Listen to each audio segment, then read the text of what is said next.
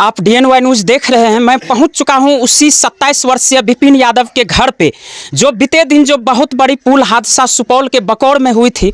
उस पुल हादसा में विपिन का जो है जान चला गया था और ये उसी का घर है, विपिन यादव का ही घर है। और अभी देख सकते हैं तमाम जो परिजन हैं मौजूद हैं। साथ में यहाँ पर किशनपुर प्रखंड के प्रमुख साहब विजय कुमार यादव जी भी पहुँचे हुए हैं परिवार को सांत्वना देने के लिए। आइए हम सर से थोड़ा बात करेंगे कि जो विपिन का जो जान गया है, क्या उसको सरकार की तरफ से क्या क्या मुआवजा मिलना चाहिए। जिस तरह से आप लोग देखे होंगे कि विपिन का जो है 2 छोटे छोटे बच्चे भी हैं और ये मजदूर क्लास के फैमिली से हैं, चूँकि इसलिए वो जो है पुल में मजदूरी करते थे।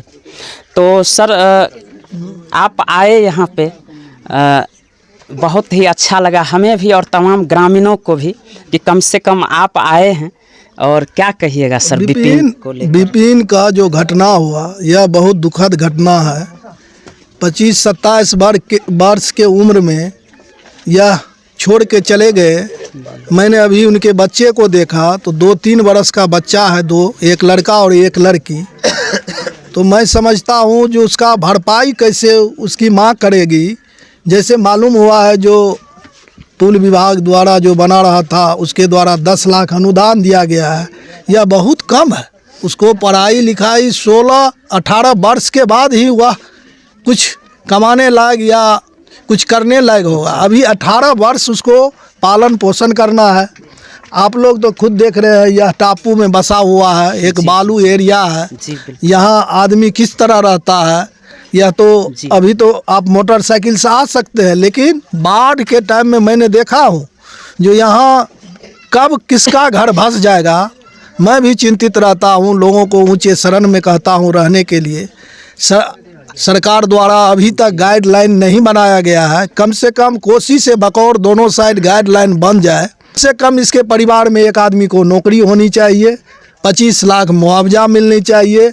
और यह जो छोटे छोटे बच्चे हैं इनको कम से कम पुनर्वास में इसको भवन बनाने के लिए सहारा चाहिए और मदद चाहिए।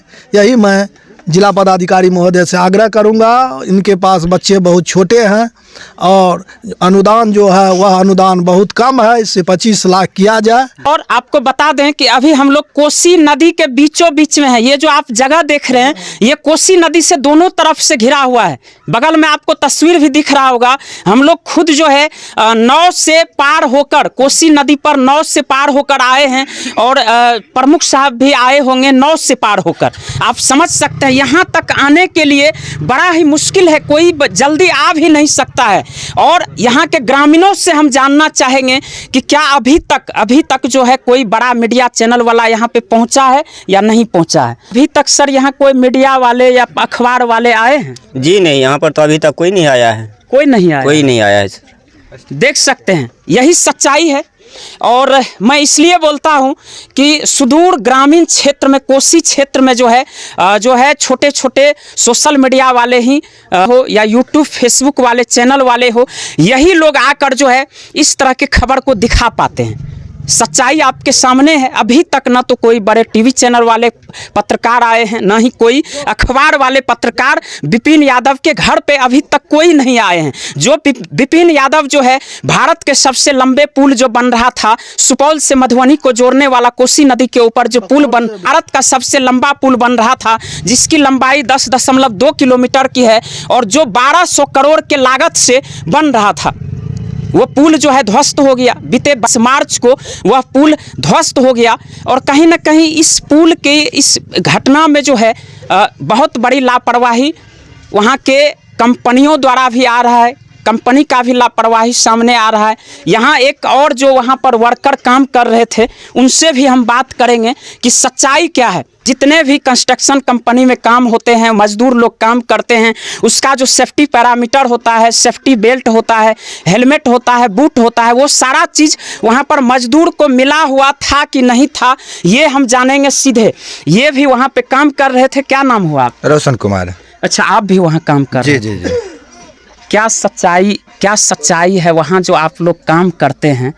कंपनी के तरफ से क्या क्या सेफ्टी दिया जाता है? सेफ्टी तो बहुत कुछ बोले थे। फर्स्ट बार गए थे हम लोग, ज्वाइनिंग लिए थे तो बोले कि ये सब मिलेगा सारा चीज़, मगर कुछ नहीं मिला। हम लोग 3 महीने से ड्यूटी कर रहे हैं, रेगुलर 3 महीने से किए। मतलब हेलमेट, सेफ्टी बेल्ट, बूट वगैरह ये सब? नहीं, ये सब नहीं। बोला कि मिलेगा मगर मिला नहीं अभी।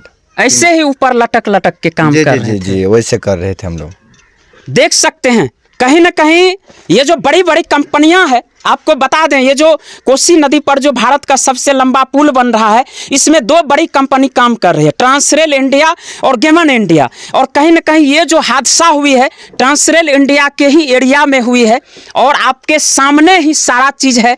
जो वर्कर वहाँ और भी काम कर रहे थे वो सीधे तौर पे बता रहे हैं कि हम लोगों को कोई भी सेफ्टी बूट या हेलमेट या सेफ्टी बेल्ट नहीं दिया गया था। आपको बता दें कि अगर विपिन यादव के पास सेफ्टी बेल्ट रहता और वह बेल्ट जो है, आप लोग जिस तरह से तस्वीर में देख रहे होंगे, घटना स्थल का जो तस्वीर आप देख रहे होंगे, किस तरह से पुल का जो कई पार्ट है, सेगमेंट है, वो नीचे धराशायी हो गया है। और ऊपर जो लॉन्चर लगा हुआ है, अगर विपिन यादव को सेफ्टी बेल्ट लगा हुआ रहता और वो बेल्ट लॉन्चर से कनेक्ट रहता तो विपिन यादव को कुछ भी नहीं होता, आज वो इस दुनिया में मौजूद रहते।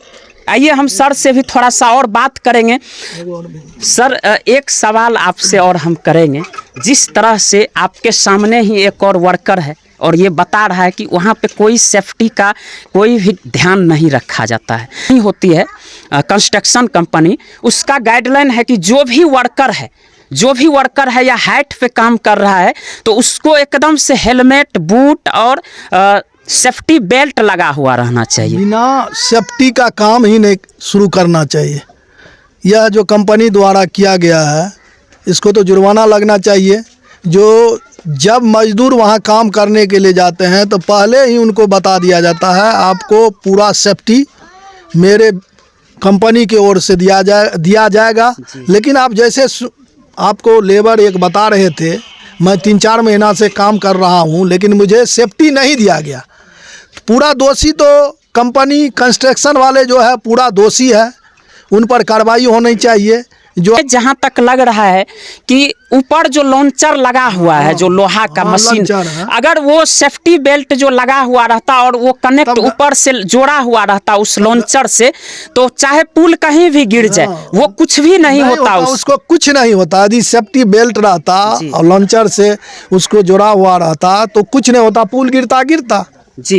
या तो कंस्ट्रक्शन विभाग की कमी है जो आप सेफ्टी नहीं दिए, जैसे बोल रहा था एक मजदूर, जो हम लोगों को कहा गया दिया नहीं गया, इसलिए उस पर कार्रवाई होनी चाहिए। जो आप काहे नहीं दिए, जब आपको शुरू में आप देते हैं जो हम सभी तरह का मुहैया करेंगे, किसी प्रकार का आप नहीं किए तो सेफ्टी का व्यवस्था नहीं किए, इसी के कारण विपिन का मौत हुआ। कितने का मौत हो जाता। अभी भी उनको सुधारना चाहिए, बिना सेफ्टी का आगे काम नहीं होना चाहिए। दूसरी बात है सर, क्या ये वर्कर लोगों का इंश्योरेंस होना चाहिए कि नहीं कंपनी होना चाहिए। जब कंपनी को इंश्योरेंस होता है, कंपनी कहीं भी काम करता है उसका सभी तरह का इंश्योरेंस होता है, जितना है उसका गाड़ी घोड़ा सबका इंश्योरेंस। तो मजदूर का काहे नहीं इंश्योरेंस होगा? अरे मजदूर काम करता है आपके चलते होता है तो आप तो पहले उसका इंश्योरेंस कराइए। अब अपने मजदूर लोग जाग जाएंगे, पहले मेरा इंश्योरेंस कराइए तब काम करेंगे। अब तो धीरे धीरे जाग जाएंगे। नियम है पहले आप इंश्योरेंस कराइए। आपके हाथ में सर मोबाइल है, इसका भी इंश्योरेंस होता है। वो होता है। तो देखिए कहीं ना कहीं हमारे बिहार में जो है ना, मजदूरों को भी सचेत होना पड़ेगा, जागरूक होना पड़ेगा। कहीं भी किसी भी कंपनी में अगर आप काम करते हैं तो बिना सेफ्टी का काम नहीं करें और बिना इंश्योरेंस का उस कंपनी में आप काम नहीं करें। कहीं ना कहीं आज अगर इंश्योरेंस रहता विपिन यादव का तो और भी कुछ सहायता मिलता, इंश्योरेंस कंपनी की ओर से इसको मदद मिलता। सब एक और सवाल है सर कि जो 10 लाख रुपए कंपनी की तरफ से चेक दे दिया गया है, क्या उससे पूरा परिवार इसका चल जाएगा? ना, उससे कैसे? उसको तो 2-3 बरस का 2 बच्चे हैं, मान लीजिए 3 बरस का है, एक और छोटा है, तो उससे कैसे? उसको तो 16 बरस तक उसको पालने पोषण करने में लगेगा। और सर है क्या कंपनी अपने बचने के लिए उस धरफड़ी में अपना चेक काट दिए, इन लोगों से लिखा लिए, वो अपने बचने के लिए। यदि लोग अड़े रहते तो उसको बहुत पनिशमेंट देना पड़ता। जी बिल्कुल। हाँ, इन लोगों को चेक दे दिए, उधर भर में दस्तखत कर दिए। कंपनी तो चेक दे के अपना पल्ला झाड़ लिया है सर। पल्ला झाड़ लिया। बाकी जो है सरकार के तरफ से क्या मदद होना चाहिए? सरकार तरफ से तो जैसे हमको मालूम है, वह तो रोड विभाग का घटना है, जी तो इन लोगों को 4-5 लाख टका और मिल सकता है। वह तो कहीं प्रोसेस में जाएगा, BDO ले जाएगा, CO ले जाएगा, SDO ले जाएगा, आपदा में जाएगा, DM ले जाएगा, फिर DM से स्वीकृत होकर आएगा, तब चेक इनको मिलेगा। वो तो प्रक्रिया लंबा है। जी जी जी। कहीं प्रक्रिया में जाएंगे। यदि DM साहब चाहेंगे तो बैठ के सब काम तो तेजी में करा सकते हैं उनके। तो देखिए, ये खबर जो है हम सीधे आपको विपिन यादव के घर से दिखा रहे थे। जो विपिन यादव उसी पुल में काम कर रहे थे, जो पुल बीते 22 मार्च को सुपौल जिला के बकौर में ध्वस्त हो गए। कई मजदूर वहां घायल भी हुए हैं और विपिन यादव अब इस दुनिया में नहीं रहे, वो उसी पुल में चले गए, खत्म हो गए। तो बाकी आप लोग इस तरह की घटना को लेकर क्या सोचते हैं? कंपनी की भी लापरवाही दिख रही है यहाँ पर, जिस तरह से सेफ्टी का ध्यान नहीं रखा जाता है। इन सब तमाम चीज़ों को लेकर आप लोग क्या सोचते हैं? कमेंट बॉक्स के माध्यम से अपना प्रतिक्रिया जरूर दीजिएगा। बाकी इस वीडियो को ज़्यादा से ज़्यादा आप लोग शेयर करिए, ताकि विपिन के परिवार वालों को, परिजनों को और भी कुछ मदद मिल सके। धन्यवाद।